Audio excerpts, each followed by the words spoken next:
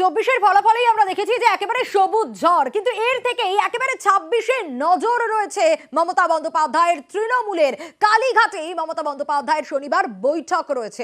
এই বৈঠক কি কারণে বৈঠক, কি বিষয় উঠে আসবে? আবির আমাদের প্রতিনিধি রয়েছেন আমাদের সঙ্গে। আবির, আসন ভিত্তিক পর্যালোচনা তো রয়েছে, তারই পাশাপাশি হেরে যাওয়া যে কেন্দ্রগুলো সেখানেও তো নজর থাকবে। প্রথমত হচ্ছে যে 2024-এর লোকসভা নির্বাচনের ফল বিশ্লেষণ করে দেখতে পাওয়া যাচ্ছে যে তৃণমূল কংগ্রেস 192টি বিধানসভা আসনে, বিজেপি 90টি, কংগ্রেস 11টি এবং বামেরা একটি বিধানসভা আসনে এগিয়ে থাকছে।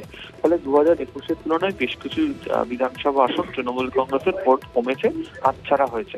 বিজেপিরও সেই জায়গা থেকে তারা আসন লোকসভার ক্ষেত্রে হারলেও বিধানসভাতে তাদের কিছুটা হলেও আসন বেড়েছে।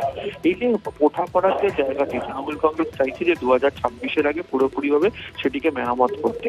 কেন সেই জায়গাগুলোতে ভোট কমলো, কেন সেই জায়গাগুলোতে পিছিয়ে থাকতে হচ্ছে, তার কারণ তারা জানতে চান। এই কারণেই হচ্ছে আগামীকালের যে বৈঠক, সেই বৈঠকটা হচ্ছে জেলা সভাপতি, জেলা কোঅর্ডিনেটর তারাও থাকবেন এবং তাদের থেকে রিপোর্ট নিয়ে দেখা হবে।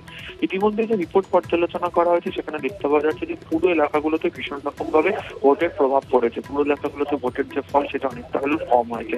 এক্ষেত্রে দাঁড়িয়ে কেন পুরো এলাকাতে এই অবস্থা হলো সেই বিষয়ে ব্যাখ্যা দলের সাথে আলোচনা করা হচ্ছে এবং মনে করা হচ্ছে যে আগামীকাল যে বৈঠক, সেই বৈঠকের ক্ষেত্রে বেশ কিছু নীতি নির্ধারিত হতে পারে। তার প্রেক্ষিতে দাঁড়িয়ে 2026-এর আগে এখন থেকেই পুরোপুরিভাবে ময়দানে নামার জন্য প্রস্তুতি নেবে তৃণমূল কংগ্রেস। বেশ।